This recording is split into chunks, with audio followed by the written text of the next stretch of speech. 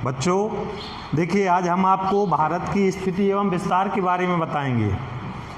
तो आपने ग्लोब तो देखा ही होगा। ग्लोब इस प्रकार से होता है, इसमें जो बीचों बीच रेखा होती है ये भूमध्य रेखा कहलाती है। मुख्य रूप से दो रेखाएं मानी गई हैं ग्लोब में, वो भी किसी भी स्थान की सही स्थिति का आकलन करने के लिए इन रेखाओं को माना गया है। एक तो पूरब से पश्चिम रेखाएं खिंची होती हैं, पूर्व से पश्चिम की ओर रेखाएं खिंची होती हैं, जिन्हें हम कहते हैं अक्षांश रेखाएं। अक्षांश रेखाओं की संख्या होती है 180, जैसे ये पृथ्वी पर खींची गई हैं, मानी गई हैं। वास्तविकता में नहीं है ये, लेकिन माना गया है इनको। दूसरे प्रकार की रेखाएं होती हैं जो ध्रुवों को मिलाते हुए, ये ध्रुव है, ये उत्तरी ध्रुव हो गया, ये हो गया दक्षिणी ध्रुव। इन ध्रुवों को मिलाती हुई खींची जो मानी गई हैं तो वो देशांतर रेखाएं कहलाती हैं। देशांतर रेखाओं की संख्या होती है 360। अब हम देखें मुख्य कुछ रेखाएं हैं अक्षांश में जो पूछी जाती हैं ज़्यादातर। एक तो पृथ्वी के बीचों बीच जो दो भागों में विभाजित करती है जो रेखा, वह कहलाती है भूमध्य रेखा, या इसी को कहते हैं विषुवत रेखा। भूमध्य रेखा या विषुवत रेखा, इसका मान होता है 0 अंश। दूसरी रेखा इसके ठीक 23.5 अंश ऊपर है, 23 सही 1/2 अंश, जिसे हम कर्क रेखा कहते हैं। और 23.5 अंश दक्षिण में यदि हम बात करें कर्क भूमध्य रेखा के 23.5 अंश नीचे, 23 सही 1/2 अंश नीचे जो रेखा है मानी गई है, उसे मकर रेखा कहते हैं। अक्षांश रेखाओं में ये 3 रेखाएं मुख्य रूप से पूछी जाती हैं, तो आपको इनको याद रखना है। देशांतर रेखाओं में मुख्य रेखा आपकी दोनों ध्रुवों को मिलाती हुई जो मानी गई है, इसे 0 देशांतर कहते हैं, 0 देशांतर रेखा। इसके अलावा अन्य सारी रेखाएं खींची गई हैं, तो इस प्रकार से जाल जैसा बन जाता है ग्लोब का। और भारत की स्थिति हमारी ये आ जाती है, तो भारत हमारा उत्तरी गोलार्ध में, क्योंकि ये हमारा भूमध्य रेखा है, भूमध्य रेखा का ऊपर का भाग उत्तरी गोलार्ध और नीचे का भाग दक्षिणी गोलार्ध, तो भारत हमारा उत्तरी गोलार्ध में है। और यदि हम देशांतर की बात करें तो ये यहाँ से ये पश्चिम हो गया और ये पूर्व, तो ये पूर्वी गोलार्ध में आ जाता है। इसलिए भारत की स्थिति कहाँ है? उत्तर पूर्वी गोलार्ध में। इसमें अब हमें देखना है भारत की वास्तविकता, यहाँ पर देखेंगे मानचित्र में। अभी तमाम जाल बिछा हुआ है रेखाओं का, तो भारत की स्थिति कहाँ पर आती है, कैसे क्या? यदि हम अक्षांश रेखा की बात करें, अक्षांश रेखाओं के आधार पर भारत की स्थिति 8 अंश 4 मिनट से लेकर के 37 अंश 6 मिनट उत्तरी अक्षांश के मध्य है।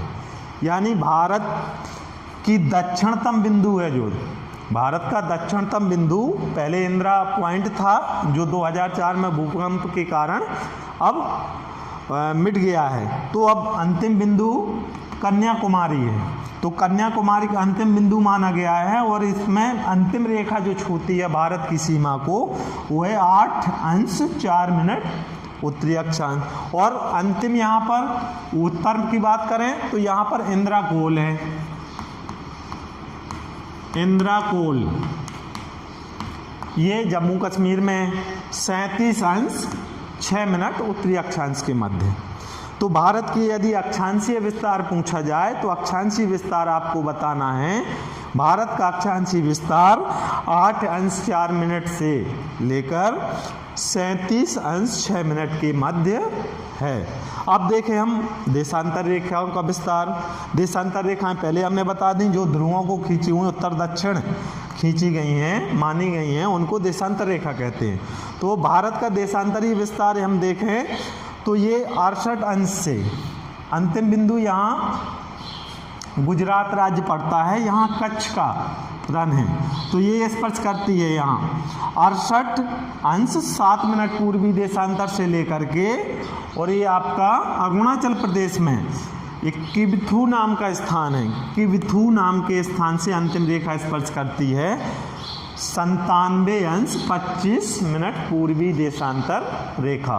तो इस प्रकार से आपका देशांतरीय विस्तार हो जाता है भारत का 68 अंश 7 मिनट पूर्वी देशांतर से लेकर के 37 अंश 25 मिनट पूर्वी देशांतर तक। तो ये आपकी अक्षांशीय एवं देशांतरीय विस्तार हो गया। अब इसके बाद देखें हम पड़ोसी देशों को। तो भारत के मुख्य पड़ोसी देशों में 7 आ जाते हैं: नेपाल, भूटान, चीन, बांग्लादेश, म्यांमार,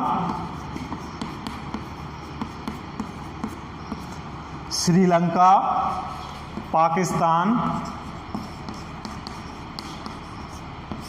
ठीक, तो इस प्रकार से 1 2 3 4 5 6 7 और 8वां आपका यहां पर आ जाता है अफगानिस्तान। तो वैसे 7 ही देश हैं और स्थिति के आधार पर और यहाँ पर देखा जाए तो मिला करके 8 पड़ोसी देश हो जाते हैं। अब हम इनकी सीमा के बारे में जानें। जलीय सीमा में देखें तो हमारा 3 तरफ से हमारा देश घिरा हुआ है जल से, समुद्र से। तो पृथ्वी का वह भाग जो 3 तरफ से जल से घिरा हो वह प्रायद्वीप कहलाता है। इसलिए हमारा दक्षिण भाग प्रायद्वीप के रूप में माना जाता है। इसके दक्षिण में हिंद महासागर है, नीचे हिंद महासागर है, और इस पश्चिम में देखा जाए तो अरब सागर है, और पूरब में बंगाल की खाड़ी है। तो याद रखना है, पश्चिम में अरब सागर, पूरब में बंगाल की खाड़ी और दक्षिण में हिंद महासागर। यदि हम समुद्री सीमा की बात करें, यहाँ से कच्छ के रण से लेकर के यहाँ तक की समुद्री सीमा की बात करें तो कुल मिलाकर के यहाँ से यहाँ तक 6100 यानी 6100 किलोमीटर समुद्री सीमा है भारत की। स्थलीय सीमा की बात करें तो यहाँ से लेकर के ये पूरा क्षेत्रफल एक स्थलीय सीमा, तो स्थलीय सीमा आ जाती है आपकी 15,200 किलोमीटर। दोनों सीमा याद रखना है, स्थलीय सीमा है 15,200 किलोमीटर और जल सीमा है 6100 किलोमीटर। समग्र भारत की बात करें, स्थल की बात, कुल क्षेत्रफल भारत का, तो भारत का पूरा क्षेत्रफल है 32,87,263 वर्ग किलोमीटर। ये भारत का पूरा क्षेत्रफल है। उत्तर दक्षिण पूछ दिया जाता है, उत्तर से दक्षिण लंबाई कितनी है? तो भारत की उत्तर से यानी यहाँ इंदिरा कौल से लेकर के कन्याकुमारी तक की लंबाई है 3214 किलोमीटर, यानी कह सकते हैं कि 3214 किलोमीटर। ठीक, 3214 किलोमीटर ये आपकी है उत्तर से दक्षिण लंबाई।